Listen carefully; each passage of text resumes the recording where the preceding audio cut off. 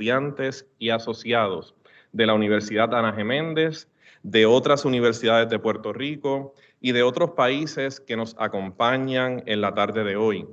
Entre estos países se encuentran colegas, docentes y amigos de Costa Rica, Guatemala y Colombia. Gracias a todos por estar con nosotros en esta tarde.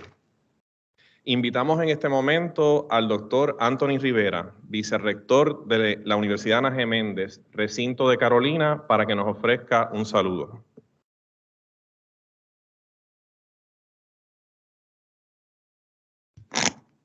Buenas tardes a todos los que se encuentran aquí en el auditorio y a los colegas que nos acompañan a través de Teams de forma remota desde los recintos de la Universidad Ana Geméndez y también desde Guatemala, Costa Rica y Colombia.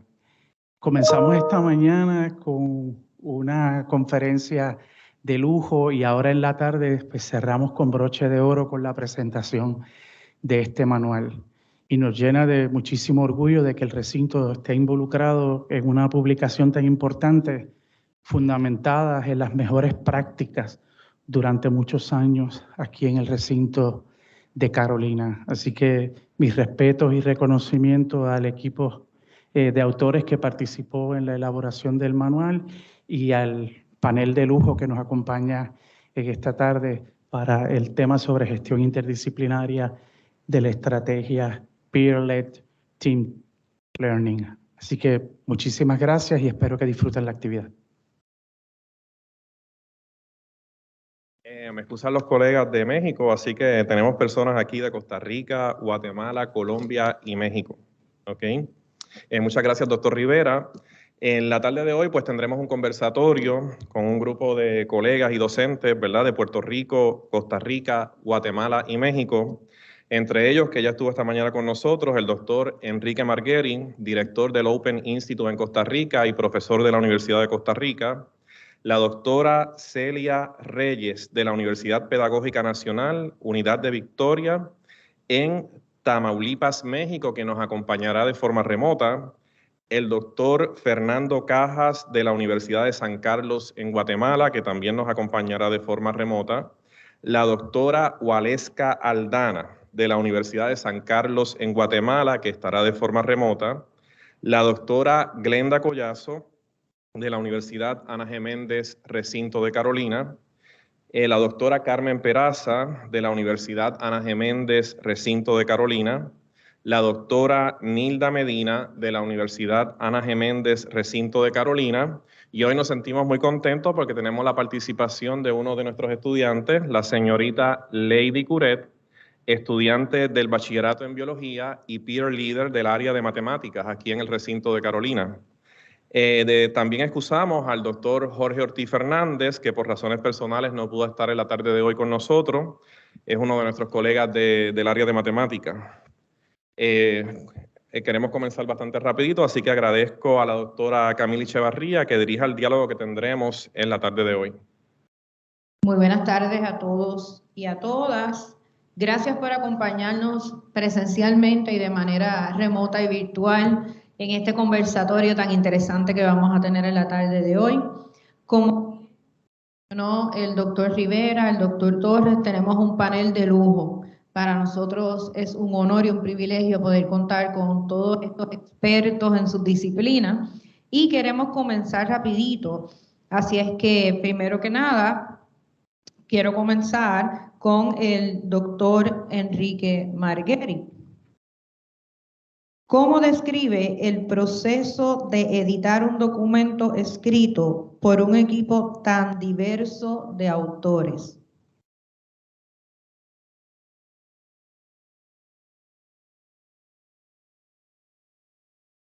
Muy buenas tardes a todo el público presente virtual y presencialmente. Tal vez la aventura sea absolutamente distinta con un número tan importante de autores, pero es una aventura que se corresponde muy bien con el tema.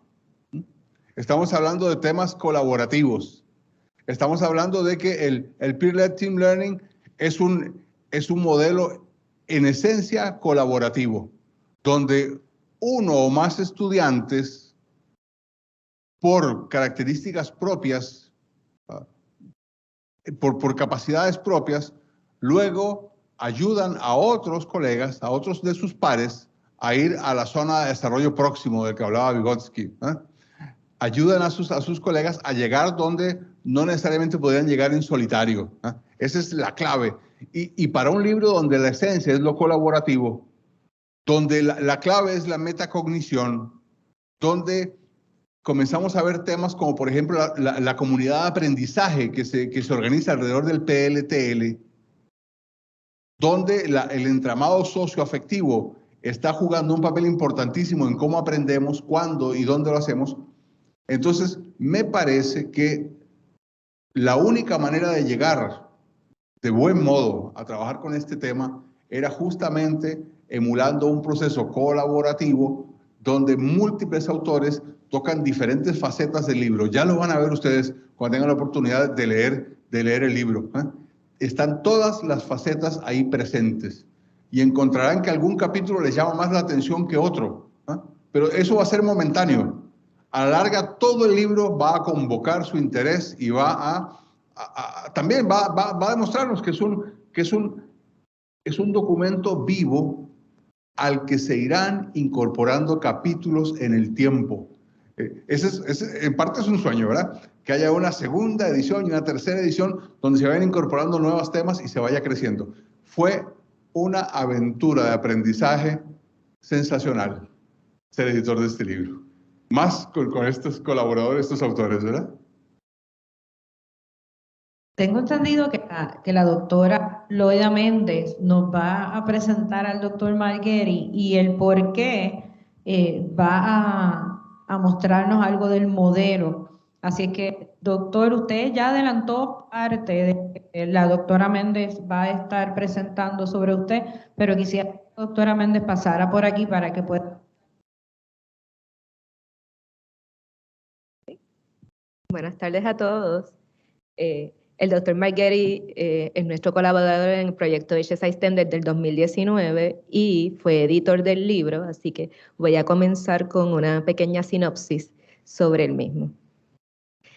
Hace un poco más de 10 años, la Universidad Ana G. Méndez, recinto de Carolina, se embarcó en un proyecto de transformación institucional inspirado por la iniciativa de Tuning Educational Structures in Europe, con el fin de revisar el componente curricular para enfocarlo en el desarrollo de competencias que preparen a los estudiantes para afrontar los desafíos del siglo XXI. Ante este contexto, la facultad y personal de la División de Ciencias y Tecnología del recinto de Carolina asumió el reto de trabajar de forma interdisciplinaria y colaborativa para desarrollar las competencias de pensamiento crítico, razonamiento cuantitativo y científico, entre otras. Específicamente en estudiantes de ciencias mediante la implementación de distintas estrategias de aprendizaje activo. Durante los últimos 6 años, el proyecto HSI STEM, que es subvencionado por el Departamento de Educación de los Estados Unidos, ha apoyado este esfuerzo con el fin de compartir y proveer evidencias de mejores prácticas educativas que sean efectivas en el desarrollo de estudiantes universitarios que aspiran a carreras en las áreas de ciencia, tecnología, ingeniería y matemáticas, o STEM por sus siglas en inglés. Este manual de gestión interdisciplinaria de la estrategia PLTL que estamos presentando es el fruto de las experiencias de los docentes, especialistas y estudiantes involucrados en el desarrollo e implementación de la estrategia basada en evidencia Peer-Led Team Learning. Por tanto, el propósito de este manual es de servir de inspiración y guía práctica para la implementación de PLTL en escenarios educativos. El manual de PLTL está dividido en 6 capítulos, en donde comenzamos explicando el proceso metacognitivo en el modelo de la estrategia Peer-Led Team Learning, que más adelante el doctor Margueri nos va a estar presentando, para luego ir abordando nuestras prácticas en el proceso de gestionar la estrategia PLTL en los cursos de ciencia, desde el proceso de capacitación de los estudiantes que sirven como líderes de pares, el desarrollo de una comunidad de aprendizaje, propiciando la interacción sociocognitiva en contextos presenciales y remotos, el proceso de planificación y diseño de las actividades PLTL en cursos STEM, y ya ir culminando con lo que es el proceso de evaluación y una reflexión final en el epílogo. Los autores de este manual son profesores de la División de Ciencias y Tecnología y de Artes Liberales, especialistas, consejeros y colaboradores del proyecto HSI-STEM que de una forma u otra han estado envueltos en el desarrollo, la implementación y evaluación de esta estrategia. Estos son la doctora Carmen Peraza, investigadora educativa del proyecto HSI-STEM, el doctor Enrique Margueri, colaborador del proyecto HSI-STEM y director del Open Institute en Costa Rica, la doctora Nilda Medina, investigadora educativa del proyecto HSI-STEM y Facultad de Psicología en la División de Artes Liberales, el doctor Jorge Torres, decano de la División de Ciencias y Tecnología, el doctor Jorge Ortiz, Facultad de Matemática en la División de Ciencias y Tecnología, la doctora Glenda Collazo, que es una de nuestras panelistas hoy, Facultad de Matemática en la División de Ciencias y Tecnología, la doctora Camila Echevarría, nuestra moderadora, directora del Programa de Educación General de la División de Artes Liberales, la profesora Yailin Díaz, especialista en investigación del proyecto NSF HSI-STEM, adscrito a la División de Ciencias y Tecnología, la profesora Sara Ocasio, que la tenemos en el mando de control, que es especialista en investigación y alcance del proyecto HSI-STEM, la doctora Linda Rivera, Facultad de Química en la División de Ciencias y Tecnología, la profesora Karin Millán, directora del Departamento de Ciencias Naturales y Tecnología del recinto de Carolina, Brenda Javier, que es egresada del programa de biotecnología, una de nuestras estudiantes, quien fungió como estudiante líder y coordinadora en el proyecto HSI-STEM, la licenciada Ruth Cruz, que es consejera profesional en la Oficina de Calidad de Vida en el recinto de Carolina, y esta servidora. Como ven por la formación de los autores, es desde un principio una gestión interdisciplinaria, así que yo espero que este conversatorio sea del disfrute de todos. Le paso con el doctor Margueri para que le explique el modelo PLTL que utilizamos.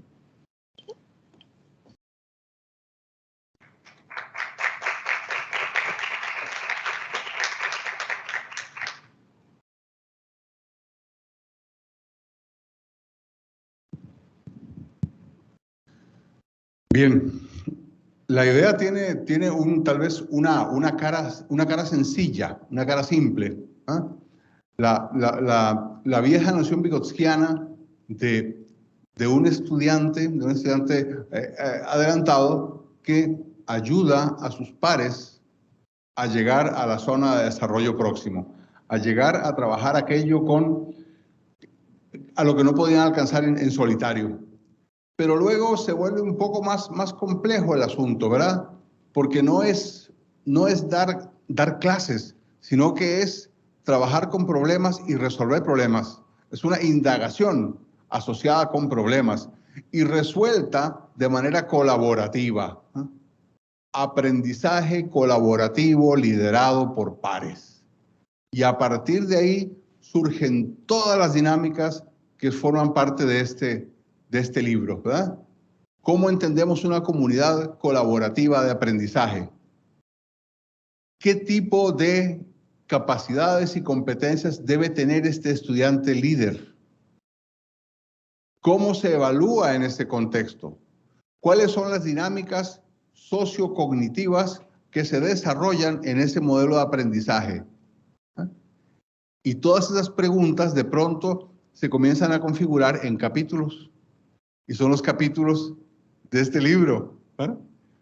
Más allá de pensar en una clase, pensemos en el reto del aprendizaje colaborativo, en ese par líder que marca la oportunidad a todo un equipo de aprender aquello que le costaría mucho aprender en solitario y ver cómo esa idea del aprendizaje colaborativo se traduce en esto que tienen ustedes aquí en este momento, que es ni más ni menos que un producto pionero. Así es como, digamos, pienso que la UGM debería entenderlo dentro del proyecto HSI-STEM, ¿verdad? Es un producto pionero trabajado capítulo a capítulo con una faceta distinta del modelo como tal. Y muy importante, el modelo como tal, si me permiten la siguiente lámina, podemos pasar a la siguiente lámina, colegas. El modelo como tal surge de una versión riquísima de lo que debe ser el proyecto PLTL. No quiero agotar el tema, tengo poco tiempo, pero quisiera señalar un tema que es muy, muy importante. Originalmente se hablaba de la cooperación multidisciplinar. Muchas disciplinas en STEM cooperando, o sea, cada quien haciendo lo suyo, su parte, y luego armando un producto final. En este modelo, que es un modelo UAGM, se plantea más desde los retos que tiene esa interacción, pero se plantea más desde la perspectiva de la interdisciplinaridad, que no es cooperación, no es cada quien hace su parte y luego se reúne todo, sino que es colaboración, que tiene que ver con una co-creación, con un trabajo conjunto de resolución de problemas en el marco de una comunidad de aprendizaje. Y eso lo hace justamente lo que es un resultado pionero en su campo. Habrá mucho más de qué hablar, pero se los dejo para que lean este libro tan sensacional. Lo digo no por ser coautor, lo digo porque pude apreciar a través del trabajo editorial, pude apreciar la cantidad de ideas que plantean mis colegas coautores. Pasamos a la segunda pregunta, y esta segunda pregunta es para la doctora Celia Reyes, de la Universidad Pedagógica Nacional, Unidad de Victoria, en Tamaulipas, México. Doctora Celia Reyes, no sé si pueden presentarnos a la doctora en pantalla. Gracias. Buenas tardes, doctora. Un placer y un privilegio que usted esté con nosotros aquí hoy. Buenas tardes. Mucho gusto en saludarlos a todos. Gracias. Vamos a comenzar con la pregunta. Doctora Reyes, ¿cómo incursiona el docente en el proceso de metacognición con sus estudiantes? ¿Está expuesto el docente STEM a su propio proceso de metacognición? ¿Cómo visualiza esa dualidad metacognitiva en los próximos 5 años? Doctora, tiene 10 minutos. Sí, muchas gracias. Bueno, primero que nada, quiero agradecer la invitación.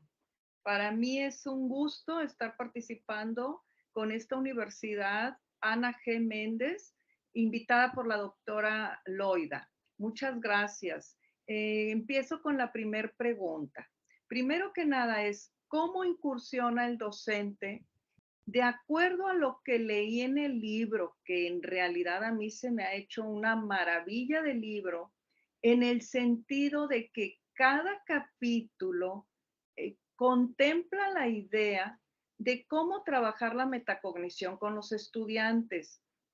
Es un libro integrador y esto se agradece.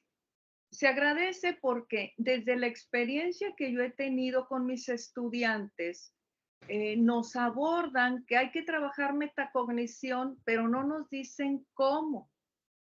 Aquí en este documento, en este libro, he encontrado cada uno el proceso metacognitivo en cada uno de sus momentos, pero la fortaleza que observo es que permite al docente entender qué es la metacognición, o sea, de entrada, porque no podemos ser metacognitivos si no sabemos ni qué es. Entonces, aquí explica con toda claridad y en diferentes capítulos el cómo trabajar el qué es y el cómo trabajar la metacognición. Entonces, eso me parece una fortaleza, como ya lo señalé. Ahora, otro de los aspectos que se me hace muy interesante es el argumento que se da a este proceso. O sea, yo encontré autores muy interesantes que me fui a leer a estos autores para ver cómo están planteando este trabajo metacognitivo en el modelo STEM. Entonces, el hablar de aspectos clave como la colaboración, como el trabajo asertivo del PLTL, o sea, porque en realidad para poder desarrollar esa estrategia se requiere mucho de la actitud de la persona que la va a desarrollar. Entonces, aquí encontré ese punto en donde la asertividad de la persona que va a ejercer como PLTL, aquí requiere, además de empatía, requiere mucho trabajo asertivo. Entonces, esa parte me pareció, creo que desde ahí se puede incursionar en la metacognición. Ahora, la toma de conciencia, que también lo aborda el libro con mucha claridad. Y la toma de conciencia, pues, nos permite de entrada saber o controlar ese propio proceso de aprendizaje que tenemos. Y la toma de conciencia es a partir, o se va a dar de una manera muy práctica, muy sencilla, si lo queremos ver así, de acuerdo a lo que señalan los diferentes capítulos, pero se va a dar a partir de que el sujeto valore las fortalezas y las áreas de oportunidad para la toma de decisiones, para la mejora de los procesos de aprendizaje, que no son nada sencillos.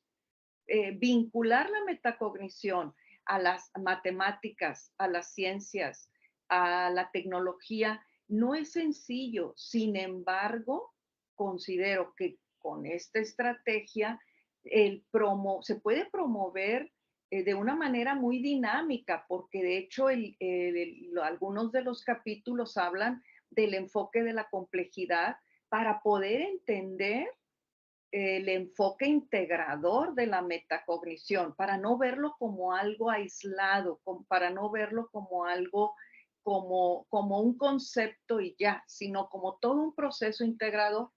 Y bueno, pues en ese sentido habla de toda una ecología cognitiva muy bien fundamentada no voy a decir los nombres de los capítulos, pero sí quiero mencionar que en diferentes capítulos confirman este proceso, confirman esa ecología cognitiva compleja de la zona de desarrollo próximo, ¿sí? El entender que el alumno está en una posición, que tiene un potencial para alcanzar un nuevo aprendizaje, que hay una frontera que él tiene que cruzar utilizando procesos cognitivos. Ahí lo señalan el sistema de Bloom, con la taxonomía de Bloom. En mi caso, yo le he trabajado con el sistema de los sistemas que integra la taxonomía de Marzano, y sin embargo veo que hay un proceso muy interesante de cómo recuperar este proceso. Doctora, no sé si estoy bien de tiempo, yo creo que ahí estaría con la primer pregunta. ¿Me puede repetir la segunda, por favor? Sí, le quedan 5 minutos. La segunda pregunta sería, permítame aquí un momentito. ¿Está expuesto el docente STEM a su propio proceso de metacognición? Creo que usted básicamente lo contestó. ¿Y Sí. cómo visualiza esa dualidad metacognitiva en los próximos 5 años? Sí, tienes razón. He abordado ya de alguna manera el segundo indicador. Nada más aclararía, y que lo señala el libro de manera muy interesante, es que dice que el docente también tiene que ser capacitado.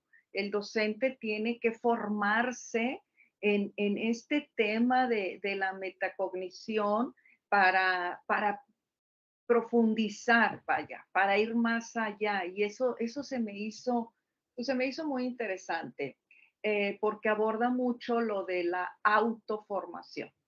Bien, ahora, para la dualidad, ¿cómo la visualizo? Bueno, de entrada creo que es un proceso que tiene que llevar un seguimiento. Y para seguimiento, pues ahí hay un capítulo que nos da una forma, una bitácora, que se me hizo muy interesante el tema de la bitácora, una bitácora sociocognitiva con sus diferentes procesos creo que por ahí podríamos rescatar el tema de esta dualidad y sobre todo podemos rescatar que hay ahí un recurso cognitivo interesante, didáctico, que permite sistematizar. Incluso me encantó la idea de que plantea los 3 momentos de los participantes, de cómo se da esta triangulación. Por ejemplo, plantea el estudiante-estudiante, el estudiante-contenido. Entonces, esas dimensiones de cómo las rescata, pues se me hizo interesante que se pueda recuperar desde esa bitácora. Creo que la dualidad, pues yo desde mi experiencia, yo la visualizaría así. Para llegar a visualizarlo a 5 años, creo que debe ser un proceso sistematizado, argumentado, recuperar todas estas estrategias, estos elementos que nos da del aprendizaje, pues, dialógico, para poder llegar a concretarlo de una forma integral, integradora, holística, dinámica, como lo plantean algunas autoras o autores en el libro. Y bueno, otra de los elementos que me pareció ya sé que se me va a agotar el tiempo, pero no quiero dejar de lado la forma en cómo plantean la evaluación. Entonces, pues creo que ese proceso de evaluación que plantea es muy congruente, muy coherente con todo el proceso dinámico que están planteando. Hasta aquí lo dejaría, doctora. Muchas gracias, doctora. Pasamos a la próxima pregunta con el doctor Fernando Cajas. Si el doctor puede prender su cámara, si está disponible. Gracias, doctor Cajas. El doctor Cajas es profesor de la Universidad San Carlos de Guatemala. Doctor Fernando Cajas, según su percepción, ¿qué reto representa para el docente la implementación de una estrategia educativa como PLTL? ¿Qué reto representa para el estudiante líder? ¿Y cuál es el impacto de la estrategia PLTL en el aprendizaje STEM? Bienvenido y un placer que podamos compartir con usted, doctor Cajas. Muy buenos días y buenas tardes para ustedes. Primero quiero asegurarme que me escuchan bien. Sí, le estamos escuchando bien. Felicitaciones al excelente equipo que desarrolló este proyecto. Voy directo con respecto a su primera pregunta, que es el reto que representa para el docente la implementación de una estrategia educativa. En esta estrategia PLTL que tiene una tendencia hacia STEM, quiero aclarar que mis respuestas parten de una concepción de transformación educativa que está basada en varios tipos de aprendizaje. Algunos muy olvidados, como el aprendizaje de formador de formadores, que es diferente al aprendizaje del docente y que es diferente al aprendizaje de los estudiantes y que es diferente al aprendizaje institucional para que se den los cambios. Lo que percibo en esta estrategia PLT es que hay un subconjunto en el aprendizaje estudiantil que sería el aprendizaje de líderes estudiantiles. El reto más importante es cambiar la concepción de aprendizaje que permea en todo el mundo, pero particularmente en América Latina, y es esa concepción de que aprender es algo individual, que aprender está en el cerebro de una persona individual y que no es social. Debido a que las bases epistemológicas de nuestras concepciones de aprendizaje de la ciencia, de la matemática y la ingeniería son fundamentalmente idealistas, son platónicas.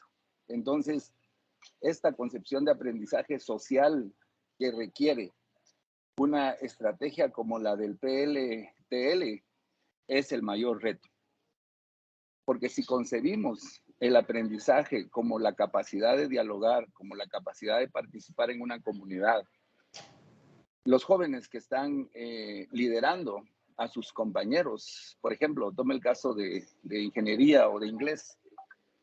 Aprender no va a ser memorizar la gramática de un curso, sino aprender va a ser la capacidad de utilizar el idioma en una comunidad. Y así no se concibe el aprendizaje en el resto del mundo. Y creo que ese es el reto más grande que tiene. Gracias. Sí. La segunda pregunta sería ¿qué reto representa para el estudiante líder? Entiendo que quizás parte la ha contestado, no sé si quiere abundar un poquito más. Quizás hay otro reto que está conectado con las dos preguntas. El otro reto tiene que ver con los sistemas de investigación de formación docente. Para 1980, el profesor Lee Schulman y su equipo de trabajo en Michigan State University habían documentado lo que él llamó conocimiento pedagógico de contenido. Y yo creo que el trabajo de Schulman, aunque sigue teniendo una visión individualista, fue importante porque documentó las capacidades que tienen los docentes en materia de conocimiento pedagógico específico del contenido. Eso hizo una transformación enorme en la forma en que se forman los docentes, no solo en Estados Unidos, sino en el mundo. El reto ahora será que vamos a tener el tiempo para documentar los aprendizajes de estos estudiantes que momentáneamente son profesores, porque yo los percibo que temporalmente son profesores.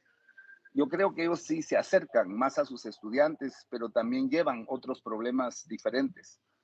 Lo comento con la última pregunta que usted irá a hacer. Y si puede repetir la segunda, porque creo que está como que las crucé. Es que son bien parecidas. La primera era ¿qué reto representa para el docente? La segunda es ¿qué reto representa para el estudiante líder? Y la tercera, ¿cuál es el impacto de la estrategia PLTL en el aprendizaje STEM? Fíjense que para el estudiante líder hay varios problemas. Yo creo que hay que entender que va a haber un grupo de estudiantes líderes que están en las carreras de docencia, de educación y de pedagogía, y que ellos, su formación en el futuro será hacer este tipo de actividad. Yo tengo muchas dudas, por ejemplo, en lo que he visto yo en mi propia facultad de ingeniería, donde tenemos estudiantes líderes, tal vez no de una forma tan intencional, pero sí estos se convierten en especies de auxiliares, son los estudiantes con mejores promedios, y a ellos se les asigna el apoyo de determinadas partes de la clase. Y en la última faceta del Consejo Universitario, que fue apenas el año pasado, se les asignan los laboratorios de ciertos cursos. Yo estoy totalmente en desacuerdo con una decisión del Consejo Universitario que no está basada en evidencia científica sobre el aprendizaje de las personas. Porque creo que los estudiantes de ingeniería no se están formando para pedagogos, sino que se están formando para ingenieros. Y entonces el hecho de que inviertan 6 meses de su tiempo en actividades docentes no es coherente con su visión original de formación en ingenieros. Aquí hay un problema serio. No podemos nosotros utilizar estudiantes, en el caso particular de mi universidad, de ingeniería, ponerlos en estas actividades de liderazgos de aprendizajes y hacer que trabajen como docentes momentáneos para facilitar aprendizajes estudiantiles de sus compañeros, porque estamos sacrificando algo más importante de ellos, y es su formación de ingenieros. Ese para mí me parece un reto de tipo ético y de tipo moral.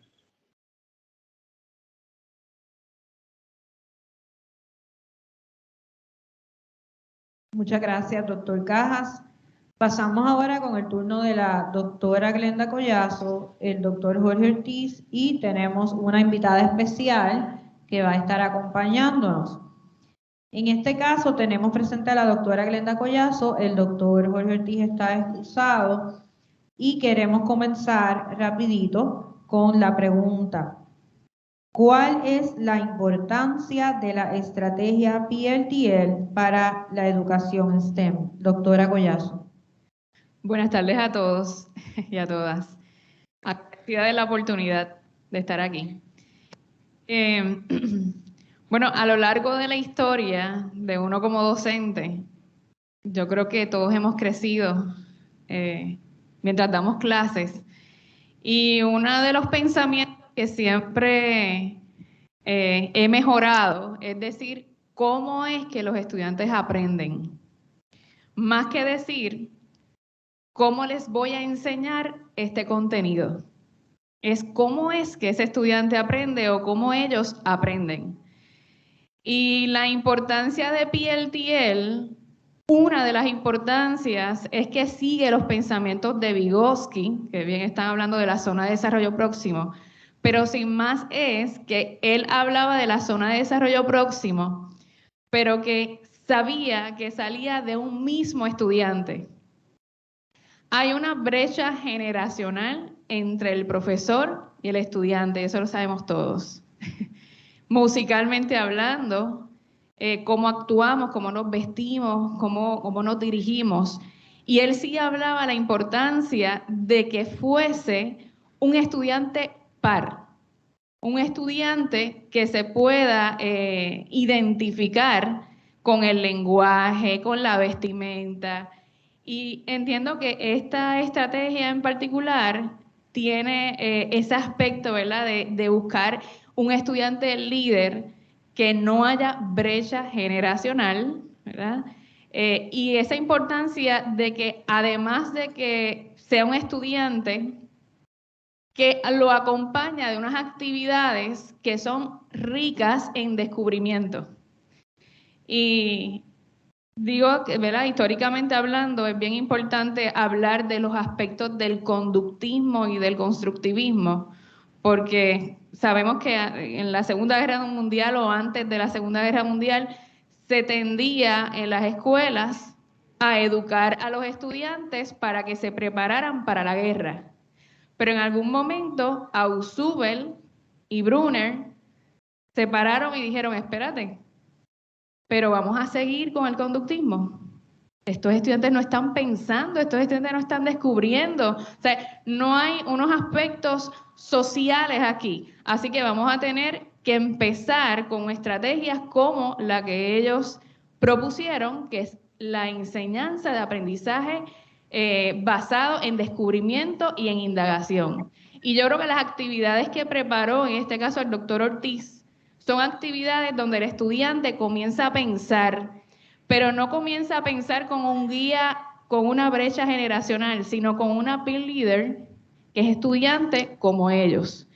Y me parece que es bien importante específicamente en la educación de STEM y que está súper vanguardista, pero sabemos bien que no, ahora mismo no es solamente STEM, sino que ahora hemos visto que el arte, la historia, el español, la ciencia, las matemáticas, se juntan todas y resuelven problemas. Y yo creo que ahí es donde está la importancia de lo que hemos visto, ¿verdad? En este caso, de esta estrategia maravillosa que yo he experimentado todo este tiempo y me lo han permitido el proyecto HSI STEM, poder compartir con estudiantes que son geniales y que he aprendido un montón de ellos en cómo dirigirme a los estudiantes. Así que ellos han hecho, ¿verdad?, un trabajo excelente. Esa sería la primera pregunta, ¿verdad? Sí, era la primera pregunta, Claro. pero contestó la segunda. La segunda era precisamente cuál ha sido la experiencia suya con la implementación de la estrategia para usted como profesora y para sus estudiantes. Así que no sé si quiere abundar un poco más en esa pregunta. Bueno, mi experiencia, yo creo que... ¿Alguien por ahí hablando? Ok, era un micrófono encendido. Sí. Mi experiencia ha sido enriquecedora en el sentido también de que uno se conecta con el estudiante fuera de la sala de clases. Y es ese compartir, ¿verdad, Lady? Que lo hemos tenido. Hemos tomado café de vez en cuando. Y eso enriquece a uno como profesor porque le sacamos ideas, sacamos el jugo. Y esto es día a día. O sea, esto no es, yo tengo una maestría, un doctorado en tal cosa y pues ya, aquí se acabó. Todos los días aprendemos. Y no cabe duda que el resultado, ¿verdad?, de la actividad a través de los peer leaders en el ambiente educativo, ¿verdad? Es un impacto. Realmente los estudiantes salen impactados desde que la peer leader entra, que es estudiante. Nada más visualmente, yo veo el cambio de la vista de los estudiantes, la curiosidad. ¿Quién entró? Es un estudiante. Es como yo, habla igual que yo y todo cambia, porque inclusive les tengo que decir que el último grupo que tuve, yo tendría a decir, me siento en un funeral. Y no sé si la brecha generacional de la cual estoy hablando, pero muy pocas preguntas. Pero Lady fue y aquellos se atrevieron a preguntar rapidito. O sea, que realmente emocionalmente hablando y la curiosidad que despiertan ellos es increíble. Y el aspecto emocional es bien, pero bien importante para los estudiantes. Y a veces pensamos que no lo es, o quizás también me equivoqué, pensé que no lo era. Sí lo es. Y emocionalmente cuando tú te sientes feliz, te sientes bien donde estás, tú disfrutas el momento y te atreves a preguntar. El atreverse a preguntar es algo que yo le digo a los estudiantes, que ahí es donde está el aprendizaje. No es cuando te vas a tu casa solito. Ahí es donde entonces el cerebro comienza a adquirir toda esa información, ¿verdad? Y a través de esa información poder utilizarla para aplicarla en diferentes eventos. Y yo creo que la sala de clases se convierte, ¿verdad?, en un momento de aprendizaje, y el aprendizaje los hace felices a todos. Y nosotros como docentes. Gracias a la doctora Collazo porque está sentando las bases para, yo creo que es una de las secciones más importantes de este conversatorio, y es escuchar la voz del estudiante y en este caso la voz de la peer leader, porque nosotros estamos aquí todos hablando de lo que como profesores podemos hacer y lo que queremos experimentar y hasta dónde queremos llegar y las diferentes teorías y estrategias, pero no hay nada más importante que escuchar la voz del estudiante, en este caso del estudiante y de esa peer leader que pasa por la experiencia de asumir ese rol, que es un elemento esencial y fundamental de esta estrategia que estamos hablando. Y no quiero continuar hablando sin presentar a nuestra invitada especial, que es la señorita Lady Curet, que es estudiante del Bachillerato de Biología y es peer leader en los cursos de matemáticas de la Universidad Ana Geméndez del Recinto de Carolina. Bienvenida, Lady. Gracias, y gracias a todos por la invitación. Me siento bien, me siento un poquito nerviosa, pero feliz. Y quería abordar en relación a la pregunta anterior que era al profesor Cajas, y era con relación a lo que sería el reto del estudiante líder. Y no lo llamaría un reto, sino es como que es bien importante, y es el tiempo y la organización. Porque necesitas sacar tiempo para organizarte entre esos PLTL, porque tú como estudiante no te sabes todo, a veces lo olvidas, y necesitas sacar ese tiempo para poder repasar y quitarles las dudas que tengan los estudiantes, que van a venir un montón, que tú ni siquiera esperas. Entonces, para eso necesitas prepararte. Y es ese tiempo que es un reto entre tus clases, otras asociaciones, pero eso es bien importante, esa organización que lleva el peer leader. Y en cuanto a la experiencia, que era la pregunta, la experiencia ha sido muy enriquecedora porque he aprendido a tener empatía con los profesores, porque ahora entiendo que a veces es difícil conectar con ese grupo de estudiantes que se quedan callados y como que el profesor intenta hacerlos hablar. A mí me ha pasado en los primeros grupos que es bien diferente, como que conectar, se sienten tímidos porque piensan que yo le voy a decir a la profesora o algo así. Y también es un reto, podría decir, y es buscar esa manera de que ellos entiendan de la manera que yo lo entendí y que no se vayan con dudas, porque además de que realicen la actividad, yo necesito, mi propósito sería que ellos aprendan lo que están haciendo, que no la llenen solo porque le van a dar una nota o algo, sino que si tienen dudas sobre ese tema, también yo se las pueda aclarar. Y por eso es importante esa organización y esa conexión entre el estudiante. Yo tengo una pregunta para Lady que no está en el libreto. Me voy a atrever. Pero es que es parte de lo que tú estás mencionando. Y para mí es bien importante escuchar al estudiante, porque es la razón de ser de nosotros. Sin los estudiantes nosotros no estaríamos aquí.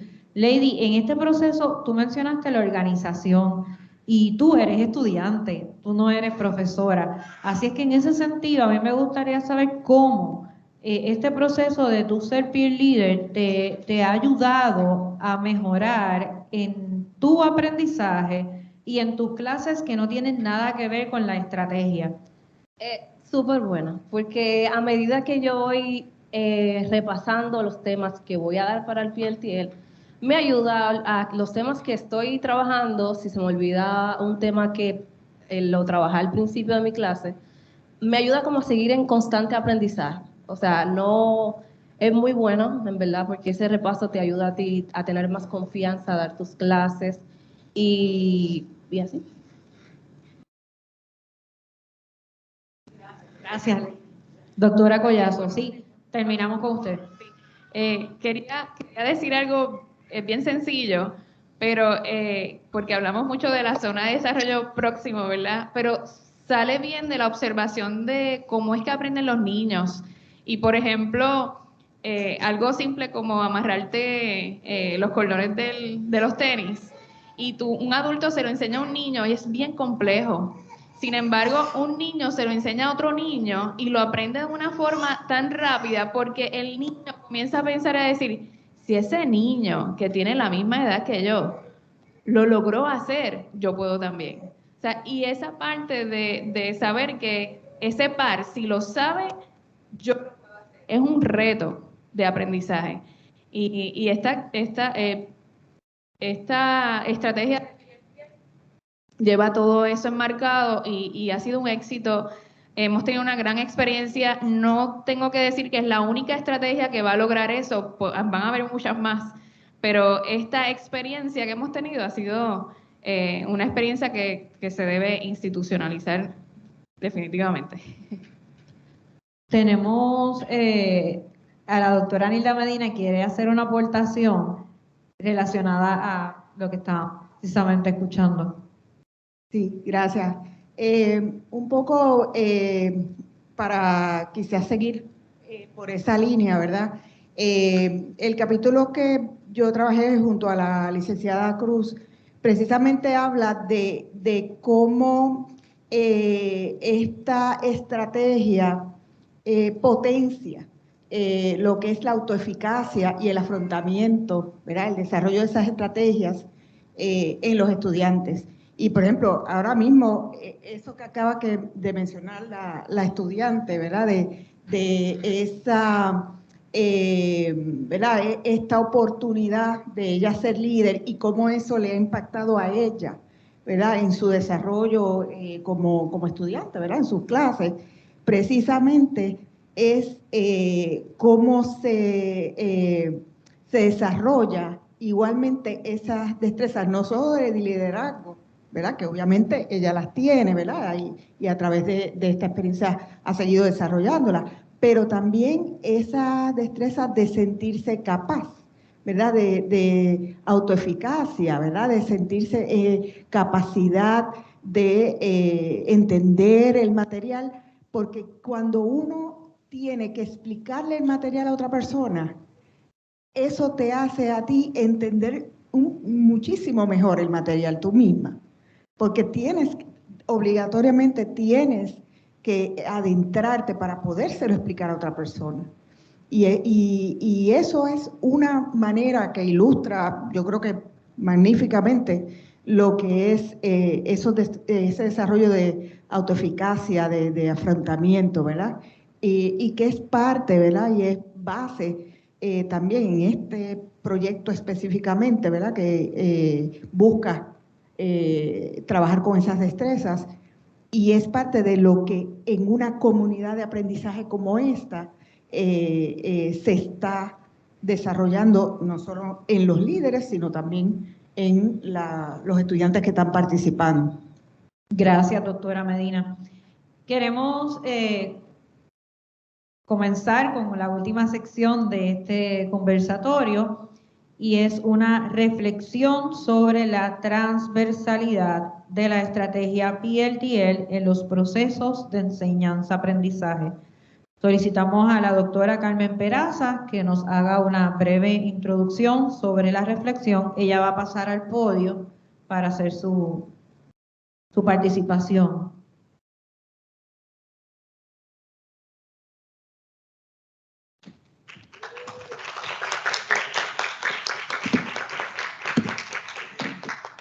Ay, padre, gracias.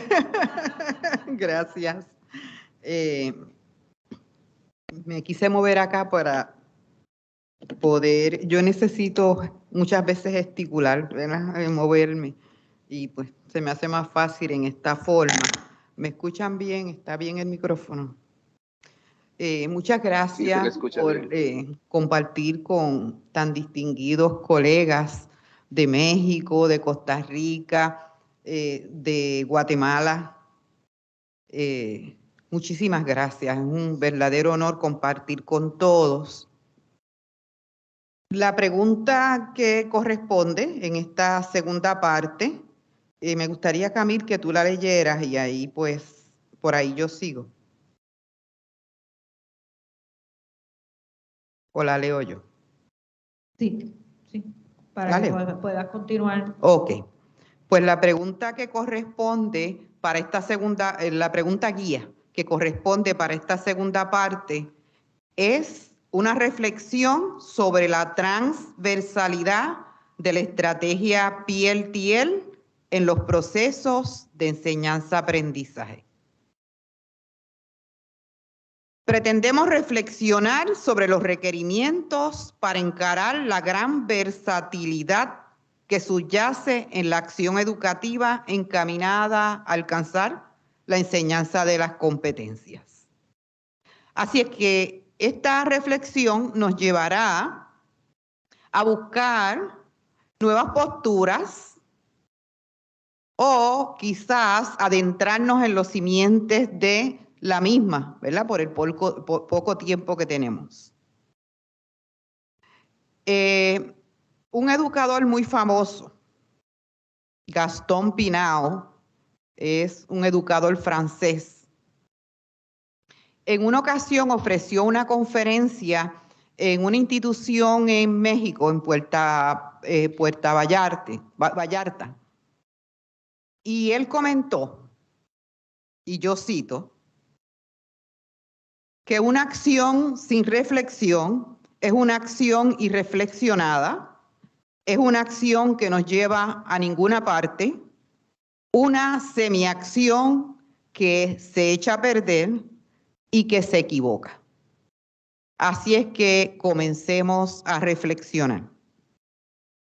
Ahora bien, esta primera parte del puente transversalidad, la trans es estar a través de, simultáneamente, a la vez, y podríamos decir muchas cosas que ustedes conocen. Sin embargo, me llama la atención cuando dice que es más allá. Yo le añado que también es más acá. Es más allá, pero es más acá, porque el movimiento es hacia el ser humano. En lo que respecta a la versalidad, esta, al desprenderse de lo transversal, transita en el dominio de lo versátil, siendo entendida como lo que es susceptible de asumir variadas vías desde una misma realidad que desemboca en la coexistencia ética y armónica de los elementos que la componen. Al echar una mirada a la educación, nos percatamos que esta toma necesidades del contexto social y los transforma en valores, o por lo menos los implica. López, en el 1995, otro estudioso de estos temas trans, indica que la transversalidad, la interdisciplinariedad y la transdisciplinariedad no pueden ser considerados como complementos ni como aditivos de algún enfoque curricular.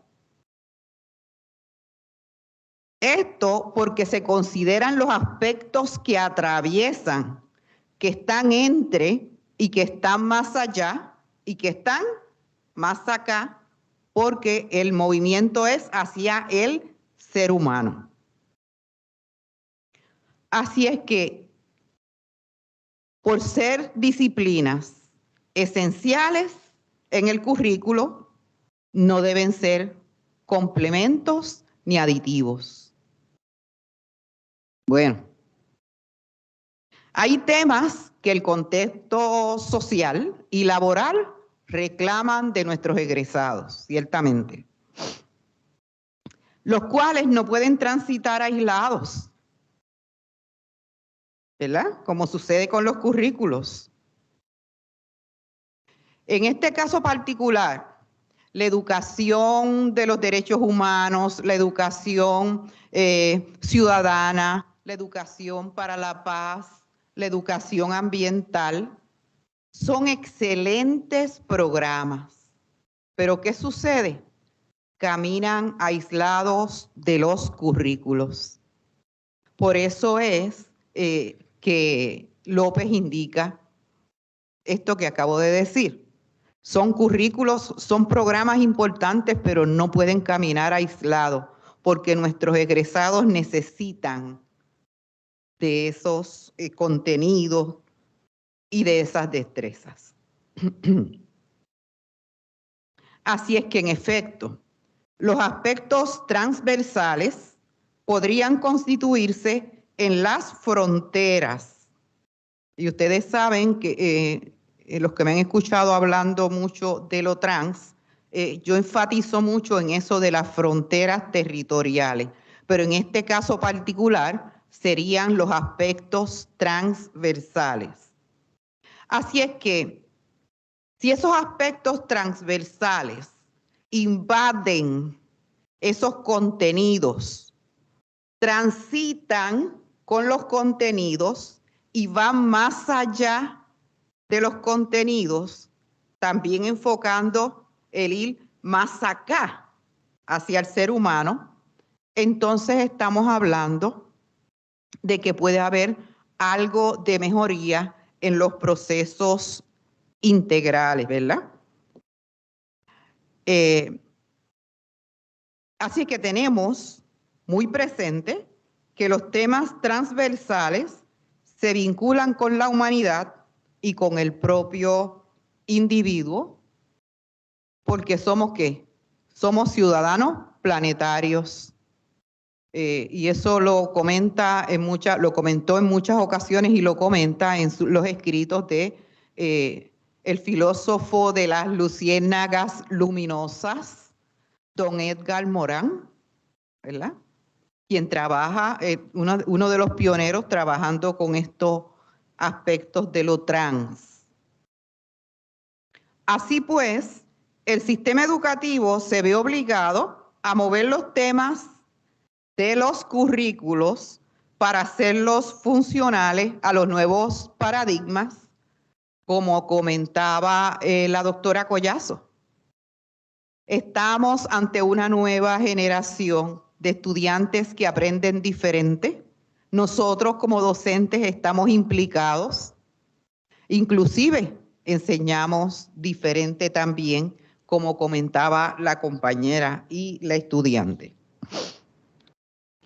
En este sentido, nuestra labor ha de ser de intervención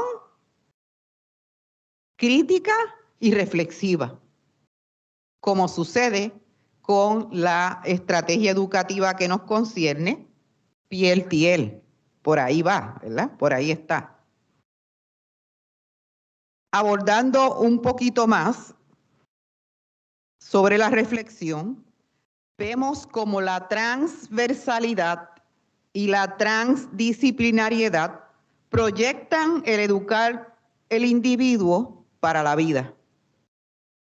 ¿Ok? Comparto con ustedes también, y ya estoy casi terminando, una cita de la doctora María Cándida Moraes, es una educadora de Brasil que trabaja también los temas trans, ¿verdad? Lo transversal, lo transdisciplinar. Ella comenta, o comentó, bueno, comentó porque fue en el 2007, que es necesario asegurar el espacio de la interconexión entre los saberes. ¿Y cómo se logra esto? Con un pensamiento transdisciplinar, un pensamiento transversal y un pensamiento expandido, donde la parte se pueda religar con el todo, donde lo micro se pueda religar con lo macro, donde lo singular, lo particular, se pueda religar con lo universal.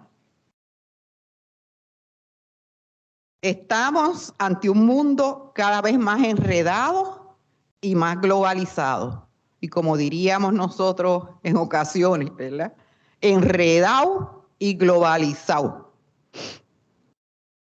No solo en la relación con las redes científicas, económicas y tecnológicas, sino con los vaivenes, las incertidumbres, tema que le gusta mucho al doctor Marguerite, las incertidumbres y las desgracias y todos estos eventos que están surgiendo y siguen surgiendo.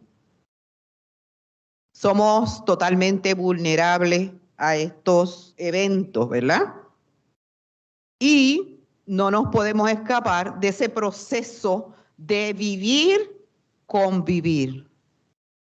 Y del ser, conocer, que es esa línea fina, ¿verdad?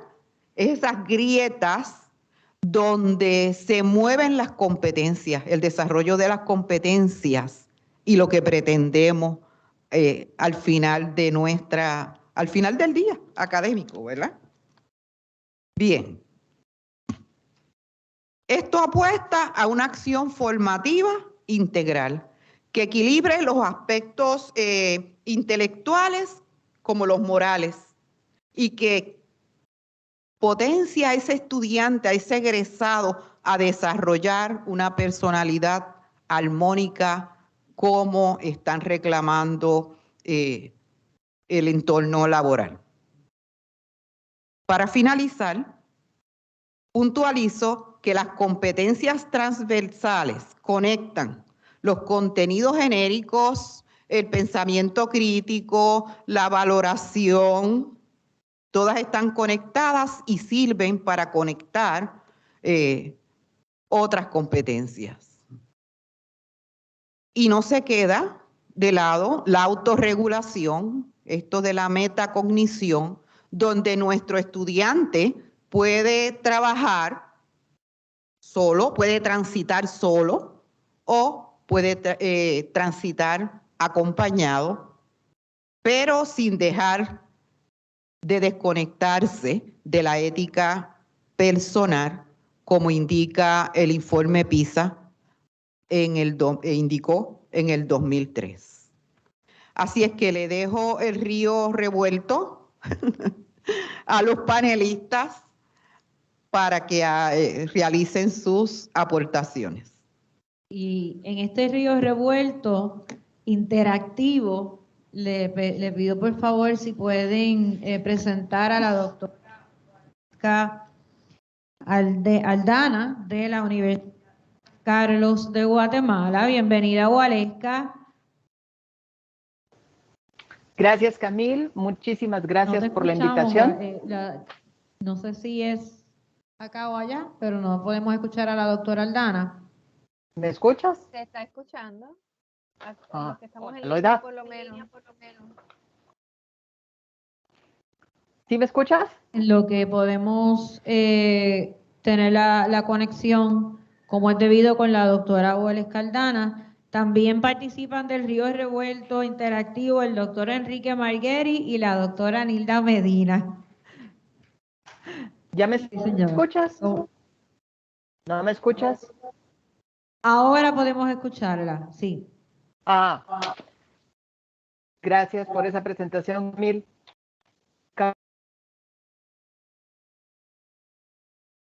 Creo que tenemos como un poco de problemas de conexión con la doctora Aldana. Si usted gusta, doctora, pues si tiene la oportunidad, entre y salga de nuevo, y en lo que usted entre y sale de la sala, continuamos con el doctor Margueri y con la doctora Medina. Ok, ahorita regreso.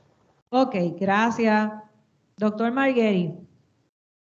Yo quería, hablando un poco de religar saberes, ¿verdad? Me parece bien interesante. Y aquí hablo como estudiante de ingeniería en su momento. ¿Ah? Hay un currículum de ingeniería centrado en contenidos. Entonces, bueno, pues vas a aprender sobre programación de la producción o sobre mecánica de sólidos, qué sé yo. ¿Ah? Pero hay un currículum de ingeniería que es un currículum sombra, oculto, que tiene que ver, por ejemplo, con liderazgo de equipos, con aprendizaje basado en problemas, con resolución de problemas y con resolución creativa de problemas y con pensamiento crítico, ¿ah? Para saber preguntarse, ¿voy bien? ¿Vamos bien? ¿Estamos haciendo los supuestos correctos? Y eso me parece que es sumamente importante en un modelo PLTL. ¿Ah? En su momento, bueno, pues no existía cuando yo estudié ingeniería, ¿verdad? Pero hubiese agradecido muchísimo poder haber sido un peer lead en aquel momento, ¿verdad? Porque hubiese podido ejercer un poco de ese aprendizaje, ¿verdad? De liderazgo de equipos, de resolución de problemas, porque en el fondo la ingeniería es eso.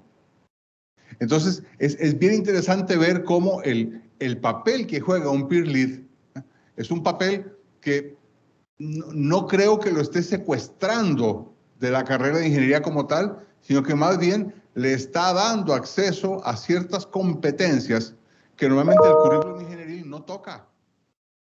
Es más, un poco, hace como 10 años, me acuerdo haber escrito un artículo que se llamaba, medio polémico, que se llamaba ¿qué no te enseñan en la U? Y lo que no te enseñaban en la U tenía mucho que ver con eso, con liderazgo de equipo, con capacidades de afrontamiento, con resolución de problemas, que en el fondo es la esencia de un ingenieril cuando usted ya llega a nivel de desempeño profesional. ¿Eh?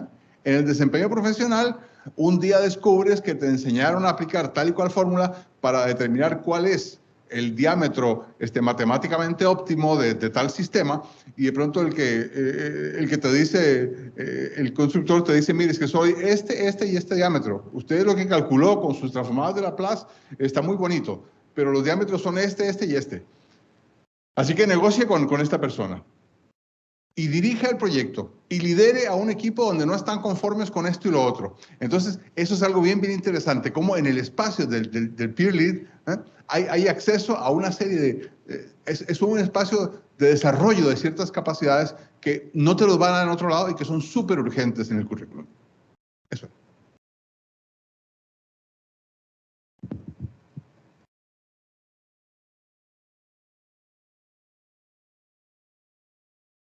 ¿Me escuchan? Ahora sí. Sí. Yo quería retomar un poco lo que mencionó la doctora Peraza de la transversalidad y atarlo un poco con lo que mencionó la doctora Collazo, de que quizás no se les da o no se le había dado tanta importancia al aspecto afectivo, ¿verdad? En la educación. Y una de las cosas que nos hemos dado cuenta, ¿verdad? De que cada vez más, y yo de hecho lo comento con mis estudiantes, yo soy psicóloga de profesión, doy cursos de neuropsicología, y lo comento con los estudiantes de que cada vez más nos estamos dando cuenta de la importancia de la parte afectiva en el proceso de enseñanza y de aprendizaje.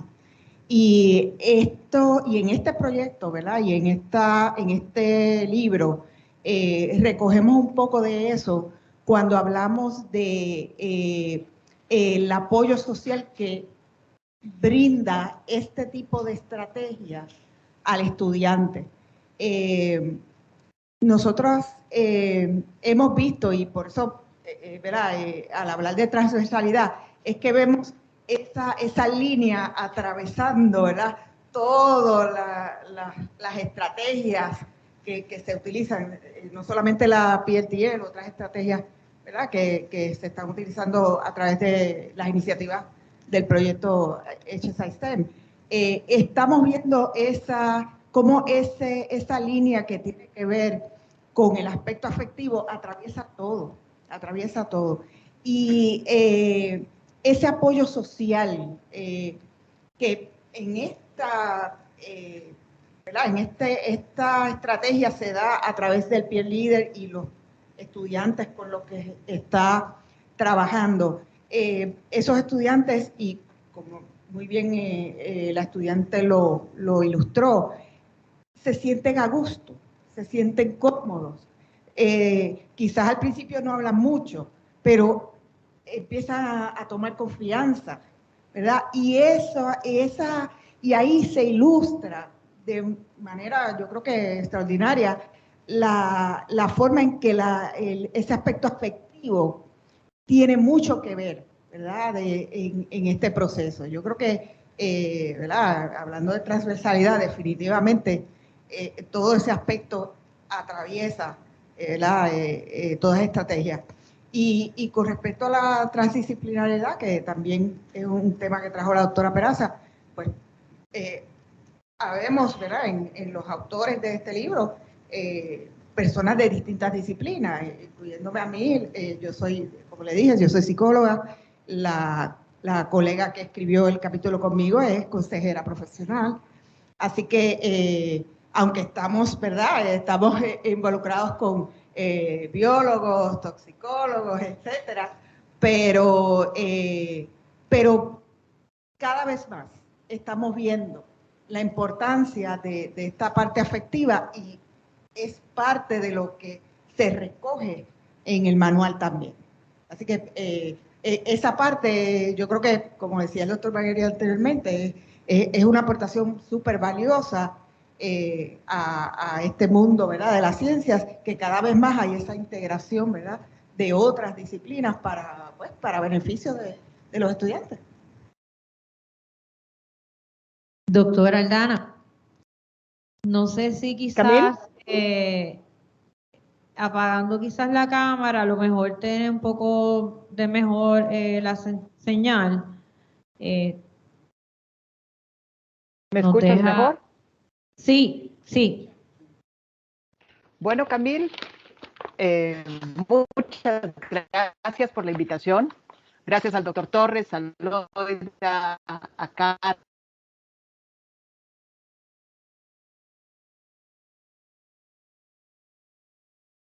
No. Pero cuando me dejas detrás.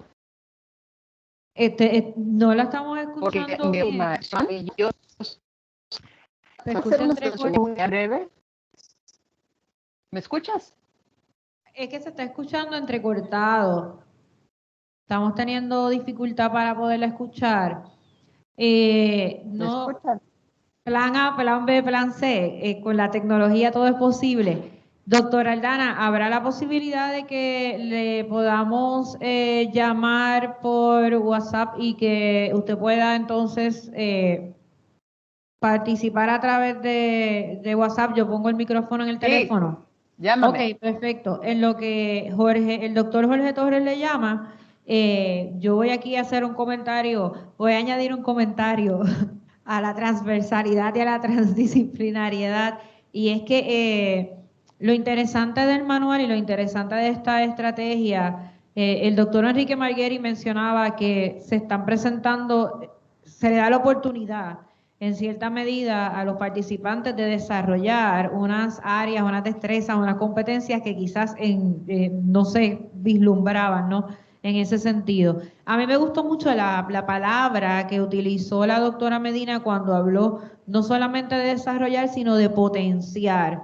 En ese sentido, porque en muchas ocasiones los estudiantes no piensan que no tienen, por ejemplo, el liderazgo, pero sí lo tienen, y entonces en este tipo de estrategias podemos ver cómo esa oportunidad que se le está brindando al estudiante lo ayuda no solamente a desarrollarlo, sino a potenciar en ese sentido esa destreza. Y también quería mencionar que una de las riquezas que tiene el manual, precisamente esa primera pregunta, cuando se le hace la primera pregunta al doctor Margueri de cómo, pues, cuál fue la experiencia trabajando con tantos diferentes autores y de diferentes disciplinas, ¿no? En ese sentido, es interesante el proceso de aprendizaje, y ahora yo creo que yo hablo por todos, ¿no? Todos los que participamos en el libro, es el hecho de no solamente de redactar, sino de nosotros participar. Ahorita mencionaban sobre la dualidad, y yo creo que fue un proceso enriquecedor también para los autores, porque nosotros como autores y como profesores y como participantes de ese libro, fue una experiencia de aprendizaje. Así es que no solamente aportamos lo que conocíamos, sino que también participamos y entramos en el mundo nos pusimos los espejuelos, y quería decirlo de esta manera, ¿no?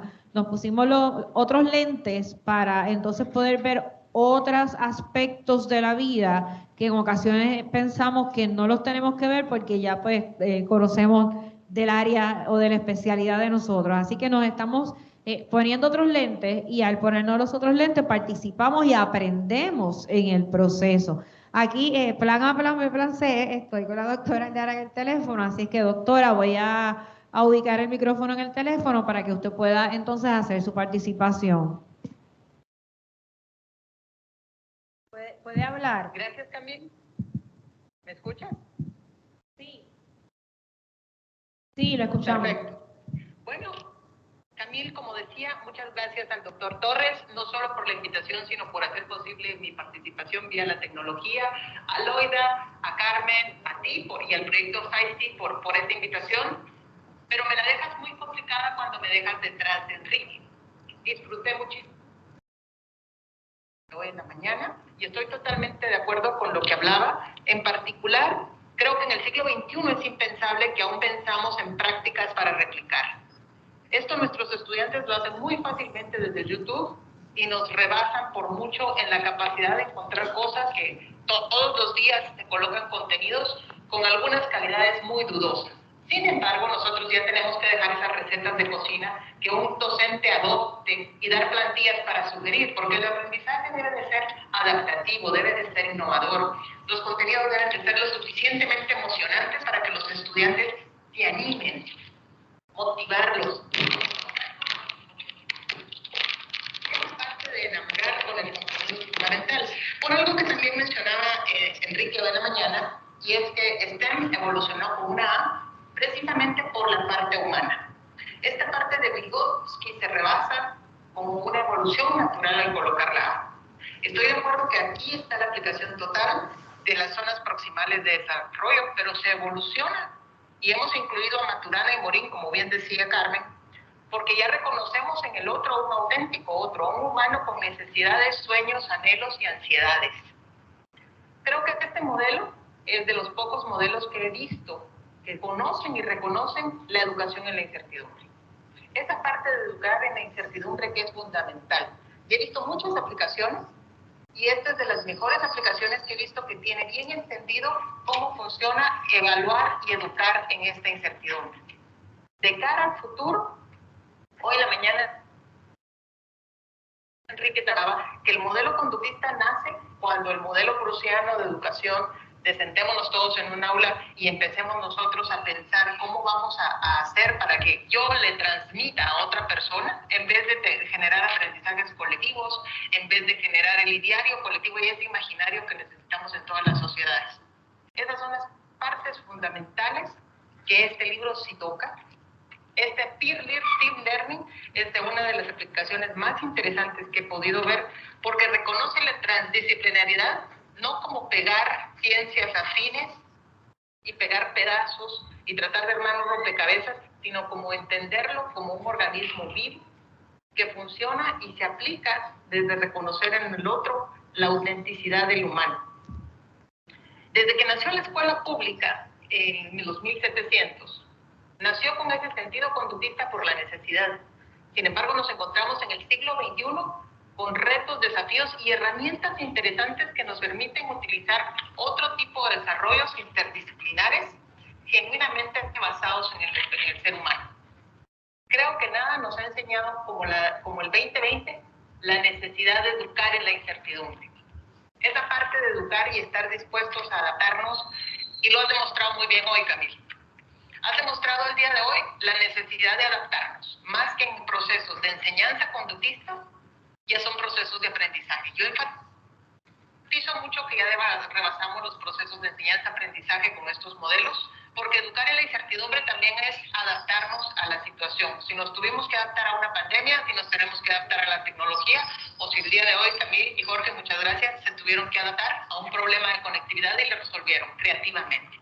Así que, sin más, agradecerles la oportunidad no solo de conocer esta iniciativa, sino de participar con ustedes. Y como te digo, Camil, me la dejaste muy difícil en el panel ser de último, pero te agradezco la oportunidad de compartir con ustedes. Gracias, doctora. No se la deje difícil, porque fíjese que usted habló de que tenemos que dejar a un lado las recetas de cocina, y precisamente eso era lo que estaba mencionando antes de que usted tuviese su participación, que tenemos que aprendemos en el proceso, que nos estamos poniendo otros lentes. Ahora a veces no tenemos los lentes de los profesores, sino lentes de estudiantes también. Y muchas gracias, doctora, por la participación. Queremos culminar este conversatorio. No sé si alguno de los panelistas tiene alguna otra aportación. De no tenerla, queremos abrir el espacio a comentarios y preguntas de las personas que tenemos aquí en el auditorio, así como las personas que tenemos conectadas a través de Teams. No sé si hay alguna pregunta, comentario.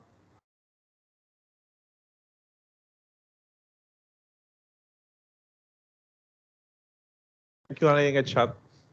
Okay, pero mientras las personas formulan las preguntas, pues el doctor Margueris le tenía un regalo, ¿verdad?, a la audiencia del semáforo cognitivo. Hay un regalo, doctor Margueris. Cuéntenos de ese regalo. ¿Los autores podemos participar? No, por supuesto. Me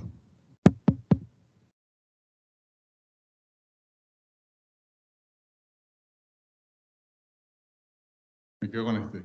Muchas gracias. Bueno, el tema era tener para ustedes no solamente la promesa del libro, porque el libro es una promesa, hasta que ustedes lo lean, ¿verdad? Hay que leerlo. Pero aparte del libro como tal, les teníamos para hoy un semáforo metacognitivo.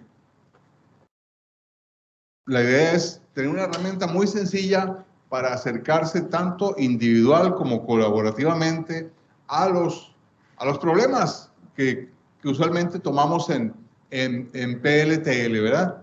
Entonces, la idea es usar este artefacto que es el semáforo. ¿Por qué un semáforo? Bueno, porque afortunadamente tiene una luz roja, ¿verdad?, que te dice detente. Y ese detente es muy importante cuando uno está trabajando en la metacognición, ¿verdad? Antes de lanzarme a resolver el problema, a ver, detente. Pregúntate, ¿qué es lo que te están pidiendo? Yo no sé a ustedes, pero a mí me pasó un montón de veces. Una vez que había resuelto la pregunta en ingeniería, me daba cuenta que me estaban preguntando otra cosa. Entonces, caray, había que ir para atrás y empezar a hacer como manejos tentativos, a ver si por ahí iba la cosa que me estaban pidiendo. Hubiera sido mucho más, energéticamente hablando, mucho más económico, hubiera gastado mucho menos energía, ¿eh?, de haber tenido claro desde el principio qué era lo que me estaban pidiendo. No solo eso, tener claro también cuál es la dificultad que tiene el problema. ¿Dónde está la cascarita de banano donde puedes tropezar? Y además, ¿cuáles son los criterios de excelencia? Ese es un tema fundamental. O sea, de la solución que construyamos, ¿qué tiene que tener esa solución para que sea una solución excelente? Bueno, y eso es la luz roja. Detente y piensa en eso. Luego, la luz amarilla del semáforo es la luz de advertencia. Empieza a pensar, bueno, en temas bien importantes. O sea, del problema que tienes enfrente, qué cosas dominas y qué cosas no. Y las que no dominas, ¿cómo lo vas a resolver? En fin, toda una serie de preguntas para ustedes. Y finalmente llegamos a la luz verde, pero después de haber pensado un montón de cosas. La luz verde ya es, ahora sí, aplicar la estrategia de resolución seleccionada, ver qué estamos encontrando ahí que no estaba planificado, ver cómo nos adaptamos nuevas respuestas y luego hacer un poco una revisión apreciativa, ¿verdad? ¿Qué aprendí? ¿Qué me llamó la atención? ¿Qué se me facilita? ¿Qué me cuesta más? Y una pregunta que todo PLTL tiene que siempre tener muy presente. ¿Este resultado que produjimos satisface los criterios de excelencia del arranque? O sea, tenemos un producto que realmente responde a aquello que originalmente dijimos que íbamos a tener. En fin, mi invitación es que ustedes tomen el semáforo y lo utilicen como una herramienta para poder autorregular su aprendizaje, sabiendo que en el siguiente cruce de calles hay otro semáforo, pero es un semáforo colaborativo. Ahí la idea es plantearse estas preguntas, pero ya como equipo. Y ahí está, para todas y todos, el semáforo metacognitivo. El semáforo metacognitivo para los profesores y para los estudiantes, para que nosotros también hagamos el ejercicio como profesores. Así es que pueden ir escaneando y ahí usted va a tener el ejercicio.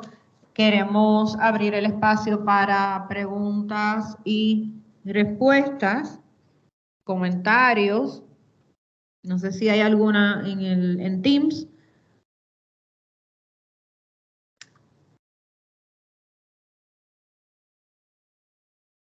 ¿No?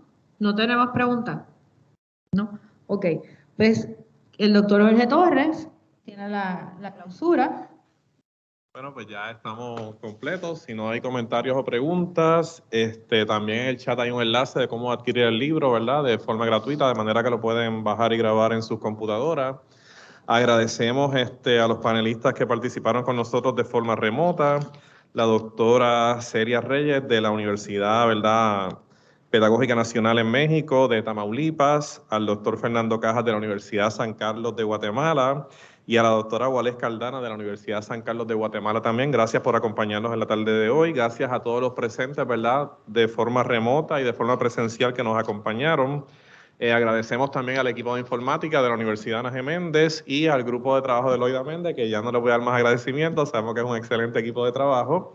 Así que buenas tardes para todos.